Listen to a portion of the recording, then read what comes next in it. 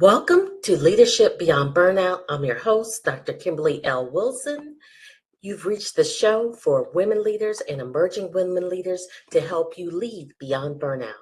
Today we have with us Dr. LaTarsha Holden. She's a prolific author with her books ranging from an autobiography, children's books, and a personal development training manual. And her latest release is Leadership Principles, The Power of Personal Development. She is a former political candidate as she ran for city council in 2017 election. She is named the Georgia National Mother of the Year in 2020 by America's Mothers, Inc. And now get this, she is the 85th woman in U.S. history to hold the title of National Mother of the Year. She's organized several community events for the homeless and empowerment events to encourage women enduring difficult hardship. She's advocated on several issues such as domestic violence, equal rights amendment, homelessness, stop the violence, and the lack of affordable housing. Please welcome for me, Dr. LaTarsha Holden. Hi, thank you for having me. Thank you for gracing us with your appearance. I'm really excited to share your story and everything that you've accomplished. I know there are a lot of women that you can inspire. I really wanted to touch on your desire for community advocacy. Can you tell us a little bit about where that comes from? Because you're a leader in your own right, and yet you fight for those who are having difficulties as well. Yeah, you know what? Ever since I was small, I always had the heart for those that are getting bullied, someone that was not as popular and they was a loner in school. So I always had this heart, I don't know, a soft heart for people. But as I became an adult, it stemmed from more and more when I myself went through homelessness for 4 years with 6 children. Wow. And I just saw the dynamic of when you're at that place, whether someone was facing drugs or someone, whatever their problem was, I knew that when you was at that place, how people look at you. You are a nobody to the world. If you're not in the who's who, I'm born and raised here in Atlanta. If you're just not in this cliquish part where they feel you are successful, you are a nobody. You become invisible to the world. So for me, I remember Nelson Mandela stated that how could he enjoy the limited freedom that he had when his sisters and brothers was not free? Right. So when God delivered my family of 7, my 6 children and myself, from a life of homelessness and poverty, I knew I had a moral duty to go back and help others. And so that's when I started running for office, advocating on different issues. Although I did not win the election, I did very successful for that to be my first race. Right. And I just knew I just had to go and be a voice for someone else. And whichever way God leads, if it's through my writing, speaking, any way I can use my gifts and talents to go be a voice for the oppressed, for those that are forgotten about by society. That's what I do. I just use my voice to make a difference. Now, that's amazing. And when you talk about just burnout in general, and I'm trying to just imagine, like I only had 2 children. So first, I'm amazed that you had 6, and to have them in a vehicle and have the wherewithal to make sure that they are getting to school every day and getting what they need and having the grit to want to continue to go on. So I don't know about you. I know in times when I've, I don't know, been in a spiritual crisis, I've noticed that everyone kind of falls away. You know, I try to call people on the phone and they don't answer for whatever. And then I'm like, okay, so God wants me to listen to him. He don't want me to listen to anybody else. So was that your experience or not at all?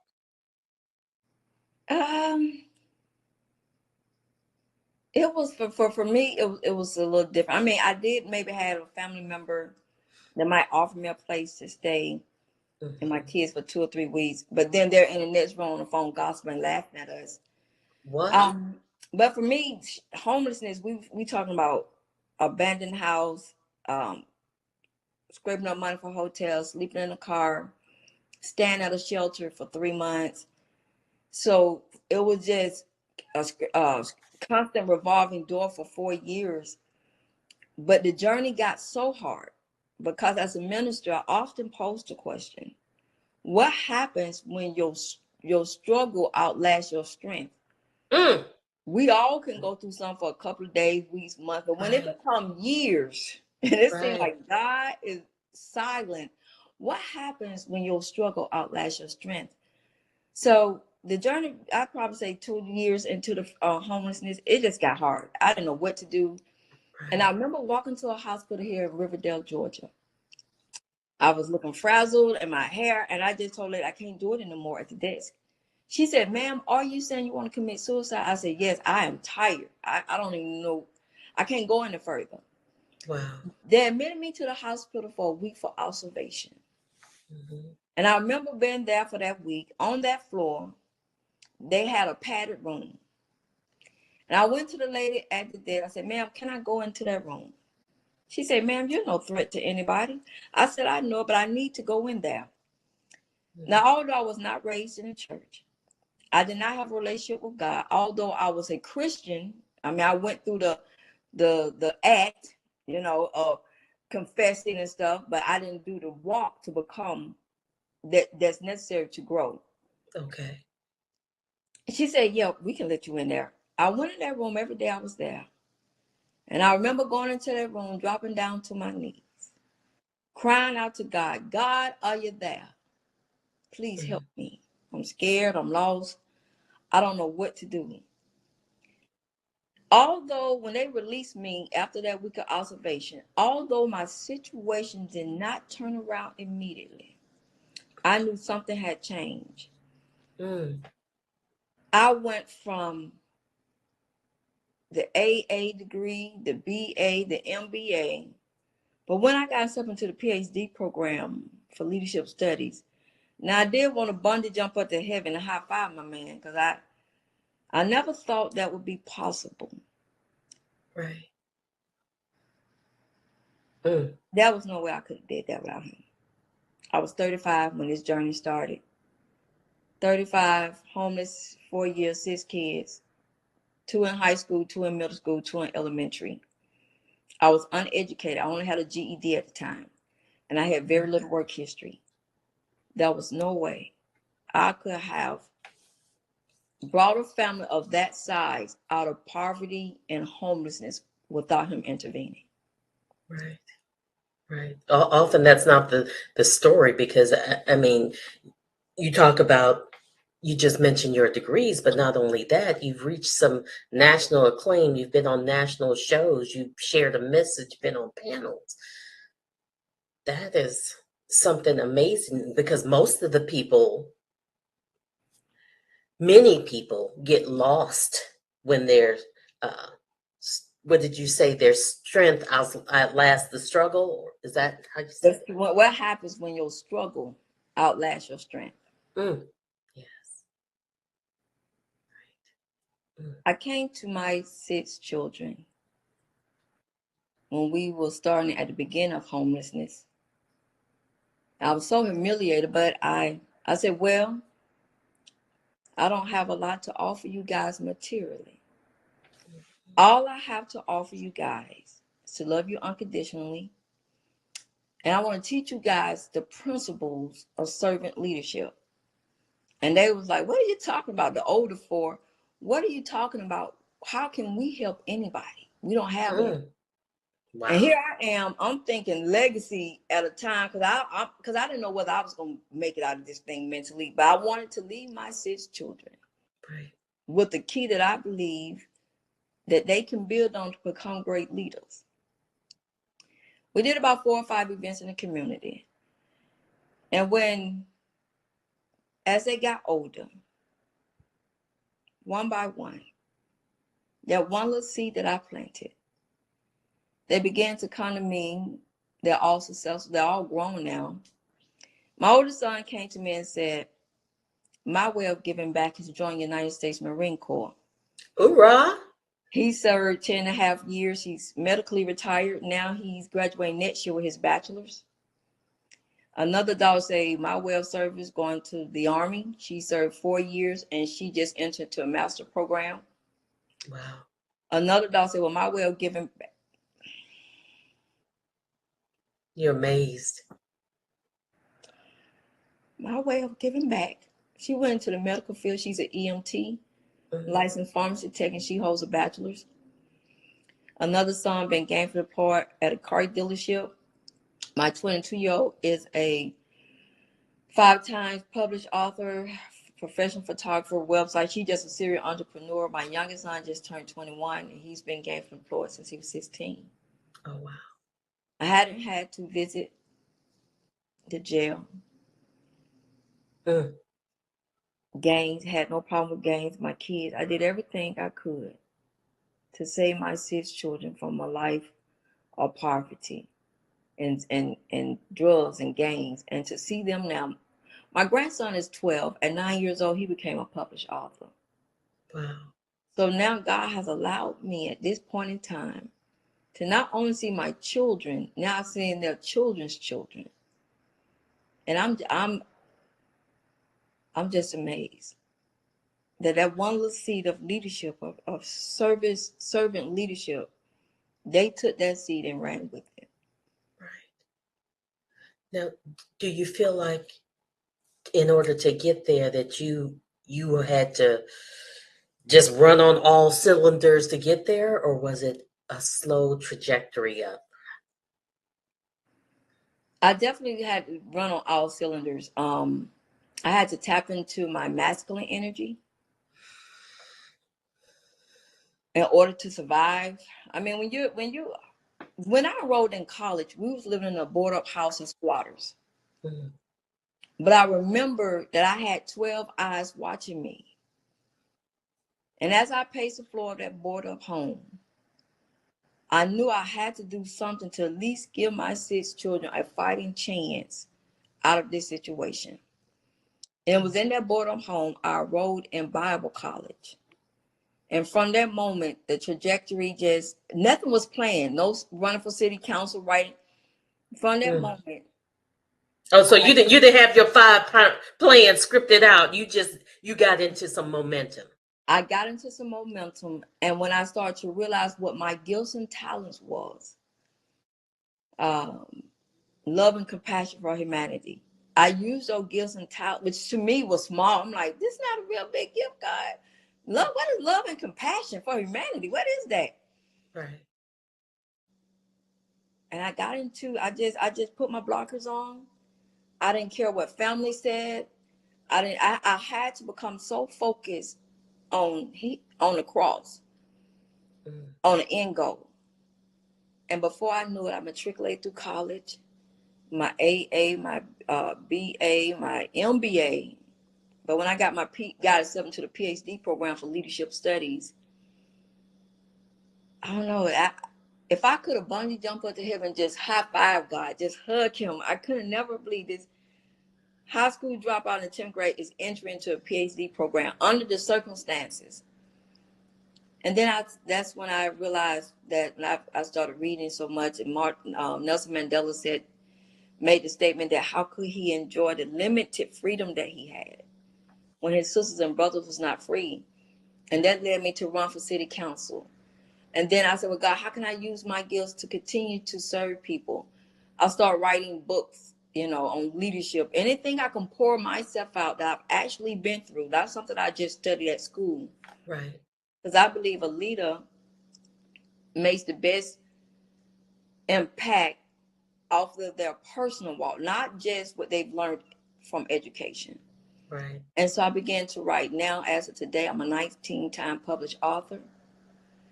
2020, I became a comic book creator. I just started to use my gifts, and to see my 6 children use their gifts in their own respective way. All I could do is say, thank God. And when you talk about your gift of love and compassion and thinking that it was a small gift, I was it last night I just happened to watch an old show. It was um, I want to say it was Babies Behind Bars, and it was talking about uh, these minors who had committed some heinous crimes, and they had received life, when they were 14, 15 years old. And when you looked at the history of every young person that I saw, they didn't receive any love and compassion. There was serial abuse. You talk about the forgotten population, and it begins to tell me if we want to tackle violence in this society uh, and homelessness, and we have to catch these babies when they're young. We have to love on them and have some compassion. And no one saw. Many turned a blind eye.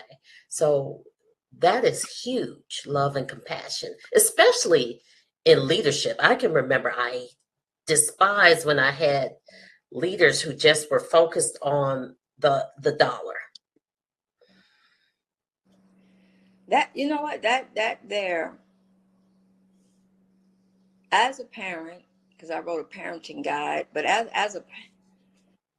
had to learn.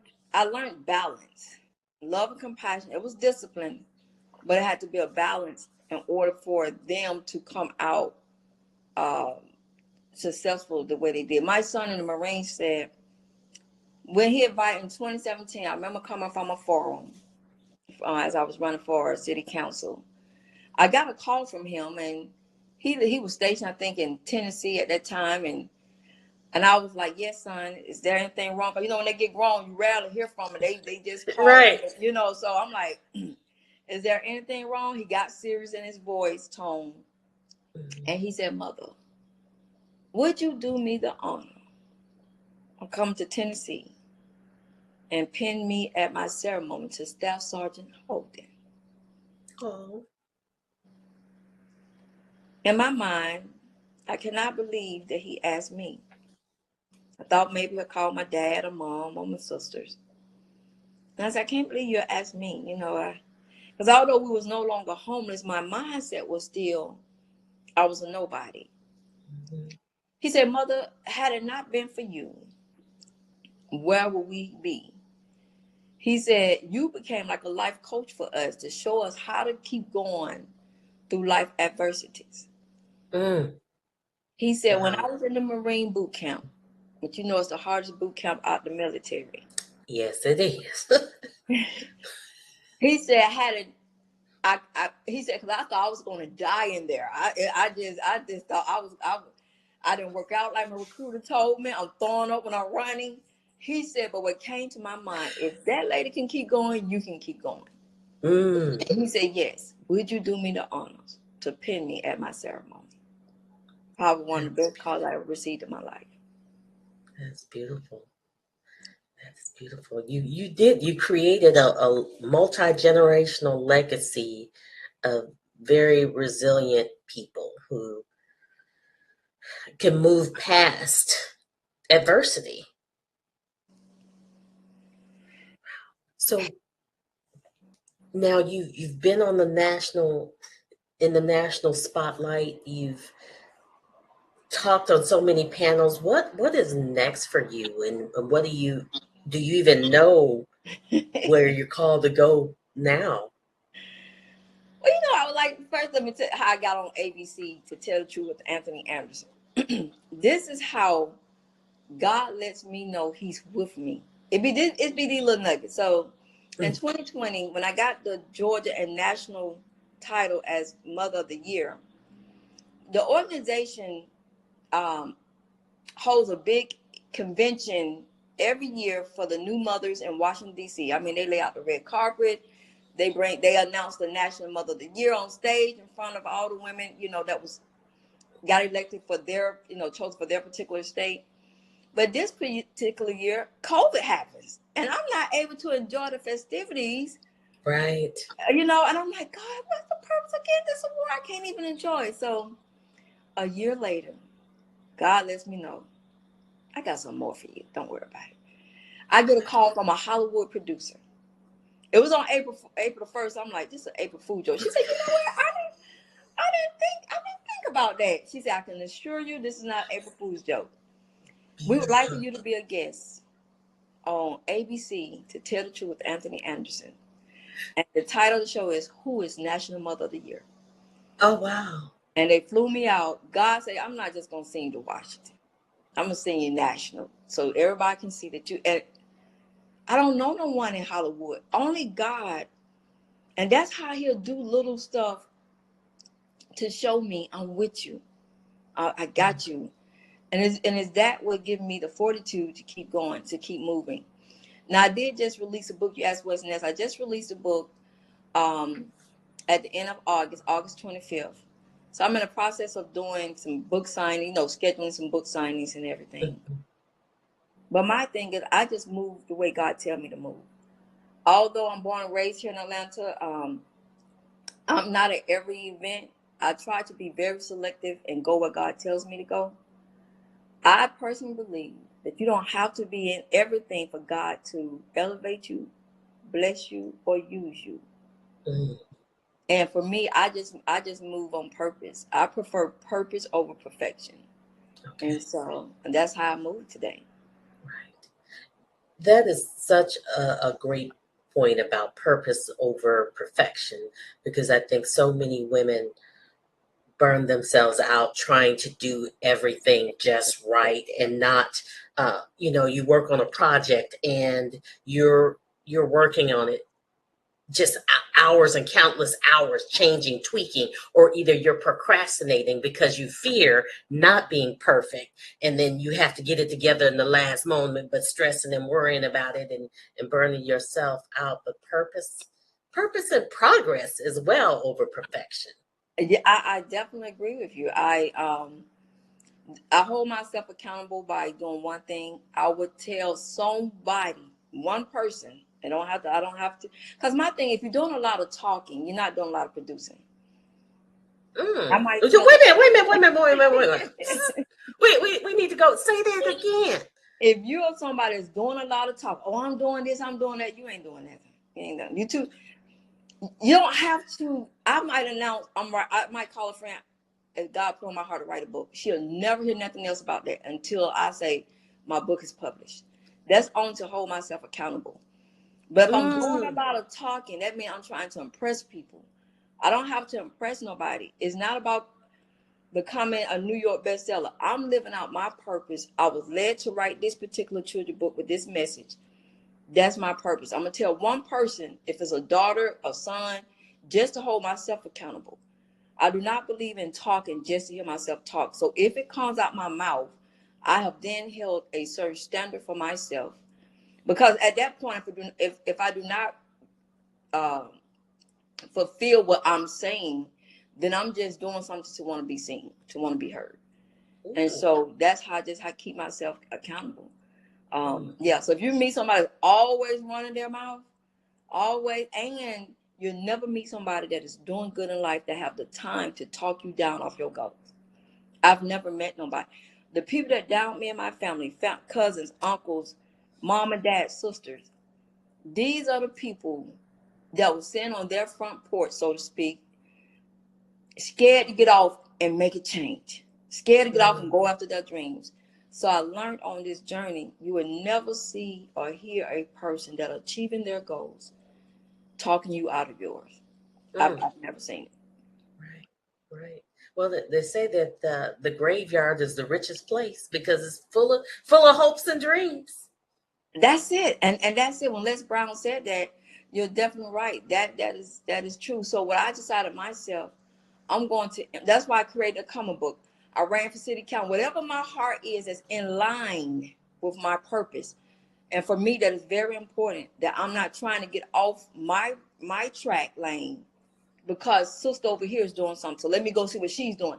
That's not my lane. I'm not going to be successful over there because God, that's not my gifts and talents in that area. And so my gifts and talents, love, compassion, and spreading hope and inspiration.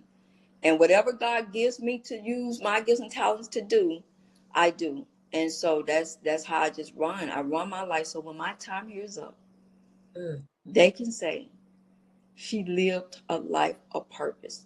And I got books, my kids and grandkids and great grandkids can go back and say, that was my grandmother. Right. That was my mom. And then there's nothing greater to have that, to be able to look back at a legacy of love and purpose. And then it's really hard for you to get lost. I mean, but some do, they feel overwhelmed by that purpose, but it sounds like, when they look at, wow, this is what my forefather achieved, my foremother. But it seems like you wrapped it in enough love and they got to observe you doing so and watch your steps, that it wasn't this mysterious, overwhelming path. Yeah. It was possible. It was, I mean, when you think about enrolling in college, living in a board up house as squatters, that allowed me to look at life in a different point, that there would never be a perfect time to do what God is calling you to do. For me to be living in a board up house as squatters, no money, no outside support, no connections that can get me a job or help me and my 6 children, I had to go. Jim Ron said that we all must suffer one or two pains: the pain of regret or the pain of discipline. I had to learn, if either I'm going to suffer the pain of discipline, I'm going to suffer the pain of regret. Right. And that's when I realized my undergrad professor told the class one day that the world belongs to those who are disciplined. So I had to learn the art of discipline, which caused me in the last 15 years to go from a GED to a doctorate, run for city council, publish 19 books, raise 6 kids, because I learned the art of discipline. Right.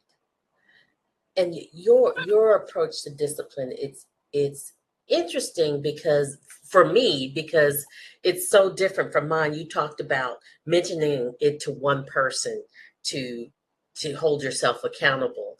And for me, you don't know about it until I'm doing it. It's out there, and then somebody's asking me, like, oh, I didn't know you were. It's like, yes, because I'm struggling with my own doubts and fears and worries. And so I have to, keep myself shored up every day in prayer and thoughts and affirmations. And I can't hear everybody else's doubt. Yes. So I have to move in silence. But I may have to integrate that. Yeah, well, like you said, now I do move in silence. No one, because when you got to think, when you mention something one time and they never hear it again, most people thinking, oh, they're not going to do anything until you see the finished product. I just graduated from a fellowship program, a year-long fellowship program. People didn't hear nothing about till it was done. I just finished 8 months of training in real estate. You don't hear that, like you said, because I move in silence, because I don't need the negative energy to come my way. Can you share what fellowship is for those who don't know what a fellowship is? So I'm a graduate of the Black Child Development Institute Fellow Program.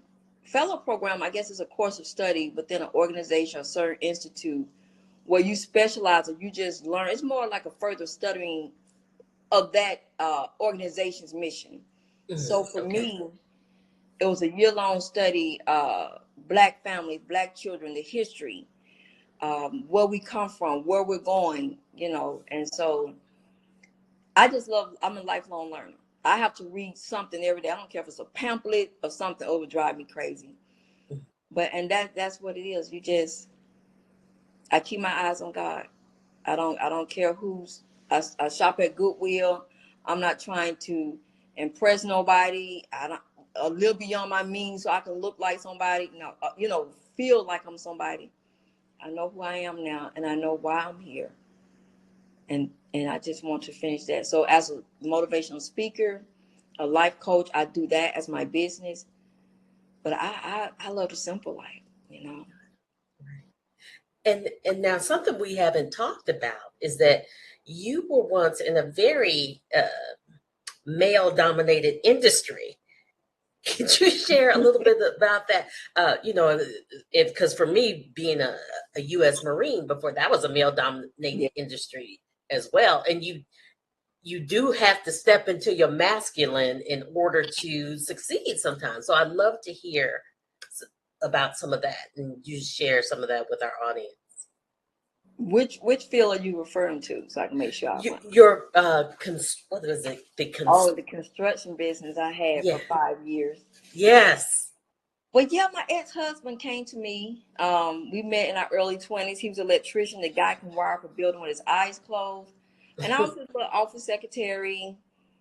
And we were young, 24, 21, but he was just gifted at electrical. And he didn't have the business knowledge to run. So one day he came to me. He was being funny, but I didn't know it at the time. He was like, why don't you start your own business? And if you succeed, you succeed. If you fail, you fail. It's all up to you. Now, here I am, a mother of 4 kids with a GED. My family used to tell me, girl, just go get a fast food job and call it a day. But here go this man telling me, and I'm like, you think I can run a business? He was like, yeah, go ahead. It's all up to you. Dr. Wilson. He didn't know. He thought he was playing with you. He didn't know he just started a fire. He started, Dr. Wilson, when I say I almost became a household name, I started the business. And this is how we became homeless. So that's a good question. I started the business. So I'm known as Lady Contractor. We talking about this is early 2000. You didn't see too many women contractors, especially on platform. I mean, I went through Goodwill construction class. I'm learning certifications, training how to read blueprints. And my husband ended up not liking me. He ended up what? Not liking me. He could not stand me. And I'm like, why did you tell? So at this time, I have 2 little kids with him. So now I have 6 kids. And he started sabotaging my jobs. He started, because he was over the electrical team. He would go to the job, leave them half done, so people can call me, make me look bad. And I asked him, I said, why would you tell me to start something? Right. And then start hating me? He said it was a joke. How do you come in the construction field and outdo me? Right. And so for me, I felt bad that I made him feel bad. I didn't know myself. I was a high school dropout. It's just some guy just happened to tell me I could do something. Right. And you just took the ball and ran with it. I took it. I had office space. I had teams. I had company van work. My goal was to take us to a Fortune 500 company. Wow. And he came to me. He said, give up the business if you want me. I'm like, but I didn't do anything. He said, give it up. And I remember crying to God. I'm like, why? I didn't even do anything wrong. And when I gave up the business, because I wanted my marriage, but I was so emotionally defeated, I couldn't even look at myself in the mirror when I did that. When you failed yourself. When he saw that I felt myself, when he saw that he had beat me down mentally about this, he left me. He didn't want to have anything to do with me. And that was the punishment. Right? That was the punishment. And that took my mind into, Dr. Woods, I ain't never been rejected for doing good in life. I didn't understand. I didn't understand. You were still submissive to your husband. You were still doing everything right. But this guy just could not. He said, I could have handled if you were successful when I met you. How you come into my life and become successful after me? I didn't understand that language. I'm just amazed that with his mindset that he had the wherewithal to be self-aware enough to understand that and to admit it. and admit it, and I was a shell up when that marriage ended. I'm like, I'm not doing nothing else. I was so scared, and that's how we became homeless. Because I was like, I'm not doing nothing else. And my mind just went blank. I'm like, oh goodness, you were traumatized. I was traumatized. I was with this guy for 10 years, and you trying to tell me my marriage ended because I was doing good and obedient. I was doing, but I didn't know he was doing it as a joke on me, but that's why we was homeless for so long. I didn't know, but I just knew.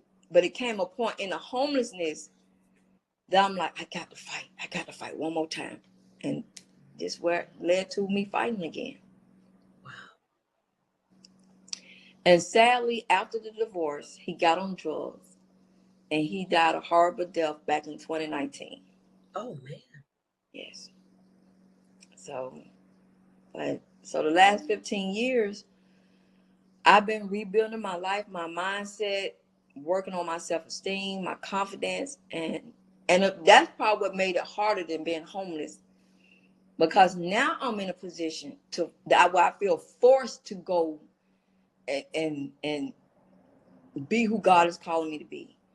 And so I'm kind of fighting God, because I'm like, I'm not going back out there. You saw what happened. So I'm fighting him. Right. And he just pushed me. And I'm looking at my 6 kids. I'm like, I got to do something for them. And I got the strength to say, in that board up house, let me fight one more time. And I enrolled in college. Wow. I can't even imagine. So if you had a young woman in front of you right now who was in your situation, and dare I say it's even a little bit more harsh of a reality now, what would you tell her? Are you talking about if she's in a relationship or she's homeless? Wow. Let's say if she were homeless. I would say don't be ashamed if you have to go to a shelter. I know you want to believe family's supposed to be there for you, but oftentimes where God is taking you, those people can't go with you. So don't be ashamed if you have to go through a shelter. Don't be ashamed if you have to go to Goodwill. Don't be ashamed if you have to go without necessities. Not the daily necessities, but the things that you really want. You want to look for somewhere. Don't be ashamed of that. Go into a place of safety, shelter, whatever's a safety net for you. Go there with your head up. Picture where you want to be in the next 5 years. Just for me, I knew I had to go back to school. I was a high school dropout. Wherever your last place that you gave up on yourself, you might want to start there. And what happens with a lot of people, they give up because nothing happens overnight. So I'm telling you, if God had told me, daughter, in 10 years, if you keep going, you're going to be a political candidate. But you got to go through this first. If he had told me in 15 years, you're going to be on national television, I'll probably try to take some shortcuts. So he's not going to tell you the full plan all the way. But if you keep going, I guarantee you, if you keep going, you're going to see the light at the end of the tunnel. You're going to see the light. I think it was it Steve Jobs who said, you can't connect the dots looking forward. You only connect the dots looking backwards. It all makes sense when you look back on your journey. That's it. How you got to where you're going. And each step will unfold. It will unfold as you keep going, But you have, that's, when I started after my husband, I was a Barney Fife. I was weakling. I was a Barney, but now I'm the Rock. Because in the wilderness, I went through the crucible. And you're a former Marine in the wilderness, and I learned the term, the crucible from my son in the Marines. The crucible on your journey is, as you know, Dr. Wilson, the crucible for you guys was, hey, that either you're gonna make out this thing or you're not. And for me, the crucible, God had to burn all that old way of things. So that way, no matter who comes into my life and leave, I would never give up who I am to please a man, to get a man to like me, to stay with me. Right. And so it has strengthened me. So my old way of doing things, I no longer do anymore. So I don't know if this is my curiosity or me being messy, but I'm so curious that those people who were not present for you or who had negativity to talk about your situation and your circumstances, have they come back and said something like, I always knew there was something special about you, or wanted to get some support from you? I've had one or two cousins might call and want me to appear at something. And I'm like, oh, no, thank you. Now I've had family members, I always knew something, but when I'm running for city council, see what happens is, that's why we got to be careful how we treat people. Mm-hmm. We never know who's going to be on the opposite side of that fence 10 years later. So for me, when I run for city council and had book signing, I started writing books, nobody would show. No family member would really show. My mom, God rest her soul, she passed in 2019, but she did apologize a week before she died. And now, and the thing was, well, if you're preaching and you're speaking, they were worried about looking bad. Well, people gonna know you had family, we didn't help. So that's why people didn't come. And so now, Dr. Wilson, they would be watching my story. They ain't saying congratulations. They watch it. Right. And every now and then I hear somebody say out the family, "Oh, we saw," because I was just on Fox 5 News, the Portia Bruner show a couple of weeks back in June. Mm-hmm. And they might say, "Oh, we saw you on news. We saw you on the show." I'm like, "Okay, thank you." But one thing I learned, Dr. Wilson, Jesus on my journey, the congratulations don't mean anything to me. I thank God for them. But the same people that was Hosanna, Hosanna, the first chance they got, crucify him. So I keep my eyes on God. So nothing outside what somebody say takes me to a different place. I just say, well, thank you. And I always keep the focus on God. Had it not been for God, I wouldn't be here. But yeah, I think then to see how six of my kids doing well, so God has a way of letting the people who thought it was a black sheep, he got a way of doing awesome, amazing things with those black sheep. Right. Sounds like you just have to have that fuel to continue to go further and know that this is not the end of your story. This is not the end. And he still don't have a lot of people helping me now. I reached out a couple of women who I've met over my journey as I was becoming a leader in Atlanta, because I received so many awards. And women be like, I asked for mentors, and I've had women, you on national, and these women have been in the professional field longer, so of course they got connection where they can say, hey, Dr. Holden, they're looking for a speak over here, I mentor you. Their thing is, you basically did more than me. And you came from the bottom, and you on more TV and being interviewed around the world. And so I just leave it alone, and I just say, okay, God, it's me and you. I keep it's me, and so whoever watching, don't get discouraged when God don't allow the people you think should help you. Don't get discouraged on that, and that's what I had to learn. Okay, God just don't want this lady to help me, so you just keep going. And then, when I get awards, it's fun. I've heard people say, oh, how many that made? Or how many that, so that's God preparing the table in front of your enemies. That's how God do, he'll prepare it. So, and what I love is your awards are not paid for awards. No. We don't want to talk about that. Like, no, I can't. How many emails I get all the time, like, oh, you want this National Business Award? Blah, blah, blah. I'm like, no, you don't pay for your glory. I probably have about, in the last 3 years, almost 16, 17 awards. I got a proclamation from the city of Atlanta as from a homeless woman to emerging leader in Atlanta. Only God can do that. Right. Only God can do stuff like that. Because there are people that work for years and stuff. Okay, let me pitch this show. Let me do this. Let me try and get in here. Let me try and get in that. And it is just unfolded because you were obedient to God. You were obedient to your journey and to who you were. You made the shift. I made the shift. I learned how to be obedient to the process.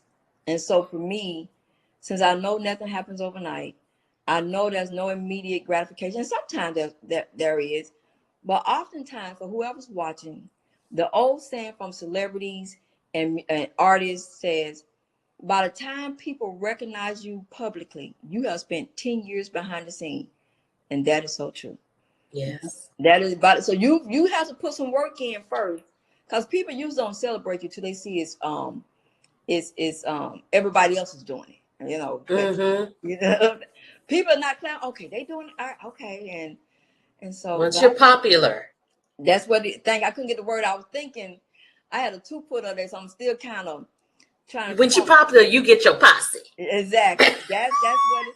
And you know what? When people try to attach themselves, like this was one thing they did on social media when I was on Anthony Anderson's show.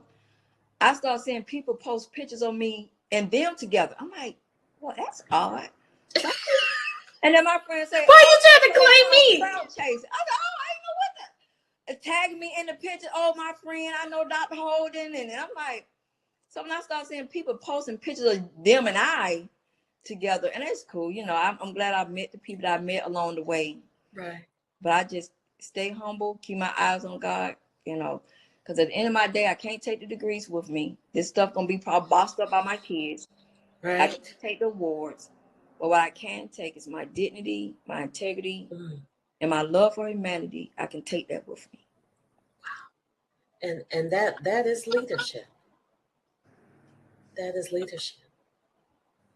Your story is so touching and so inspiring. And I know that there's a woman who's listening right now who has gathered the strength to continue to move forward because Dr. Holden did it. She went through the fire and inspired me. My flame does not have to go out. Yeah, don't have to go out. It does not have to go out. Right. You do the work, leave the outcome to God. Right. That's what I do. I write and publish the book because I'm doing my part. I leave the outcome to Him. Right. Yeah. That's beautiful. And I can actually affirm as well that there had been something that I was really forcing to try and make it happen. And it just was not happening. Like I did not know how to make it happen. It just couldn't happen. And it hasn't happened yet, so I can't say what it is. But all of a sudden, and I mean very recently, someone is like, well, we want that. Would you do that for us? Can you? And I'm like, okay, I guess I gotta do it. I guess I gotta. All of a sudden now it's in demand, the thing that I wanted, but now it must be time for it to occur. And that's God's way letting you know confirmation. When I wrote my last book, It's Okay to Be a Mess, I'm writing, and once it was published, while I'm writing it, people would come and say, oh, exactly what I'm writing the book about. I'm like, okay. So God will always let you know when you're in line. You get confirmation from the outside world that it's needed. It's time. It's time. Yeah. That's beautiful. Any last thing you want to say to some of our ladies and leaders that may be watching? Well, I just want to leave this with, because it came up in my mind earlier. Leaders, no, and leaders are anybody. If you kids, whatever, it ain't just CEO, but right. Have you some accountability people around you, not yes people. One thing I learned on my journey as a leader is oftentimes we become public successes and private failures. That's because we have people around us that are yes people. You know, you do something that you're not supposed to do, and they want you to. You got to remember, anybody that's going along with your craziness, they do not care nothing about you. I'm sorry. Yeah, girl, go ahead. Go ahead, girl. Oh, you finna do that, girl? Guy, you know, hey man, that's not, and you already know what you're gonna do is wrong. But if people are co-signing on your stuff that you know is not right, they're not for you. But accountability partners, for example, when homelessness got so hard, I called one of my friends. I said, you know what? I'm thinking about going to strip. I think about I'm gonna be a strip because the thought was gonna come. Not Magic City, girl. Yeah. I'm thinking about. I'm like, she started laughing. She said, "Oh, I'm not laughing because you don't have the body. You're not nice looking." She said, "LaTarsha, they will eat you up in there." And I said, "You think so, girl?" She said, "Girl, your personality." But she was an accountability partner. Had she been somebody that said, "Let's do it. Let's go make this money," I don't know where I'd be at. So we got to have people that's not going to feed into our nonsense, that's going to help us hit that brick wall quicker than we would if we had accountability partner. So I just want to make that, I believe that's going to be pivotal to your success moving forward. And even if you don't have a lot of people, I'm just talking about maybe you got one person that you know is going to speak life into you and it's going to tell you. And now you can make your choice after that, but at least you had somebody say, I don't think that's the right way to go there. Right. No, yeah. And I want to add something on to that as well, is if you find that you have someone in that position who is supposed to be that for you, but you notice that they're not really caring for or supporting you in the ways that you need, that it's okay to shift and get somebody who can fulfill that role. And you have to say that. Definitely. You definitely have to know. That's a good point, because what happens is 9 times out of 10, when you meet people, you're at a certain level. When you start to grow and they ain't growing too, and that's why I'm big on personal development. Oftentimes you will have to switch seats. The person that used to have a front row seat now might have to have the balcony. And it's oh, so and they're gonna be mad. They're gonna think you better than them. Right. But no, you didn't go. They can't take you where you're going, where you need to go. Because you're gonna hinder me at this level. Now you still have a eye view of my life. You just ain't on the front row no more. I'm just gonna move you to the back, or you ain't on the front center stage with me. Mm-hmm. And that's gonna have to take strength to do that, because you got accustomed to them too. But you got to realize where I'm going. And their behavior and that's the way they do stuff is not that you're looking down on them. It's just like you have did too much work, and God has invested too much in you to allow anybody to take you off course. So you will have to rearrange some seats when God starts to elevate you. Rearrange some seats. That might be your next book. That might be your next book, because that is a word.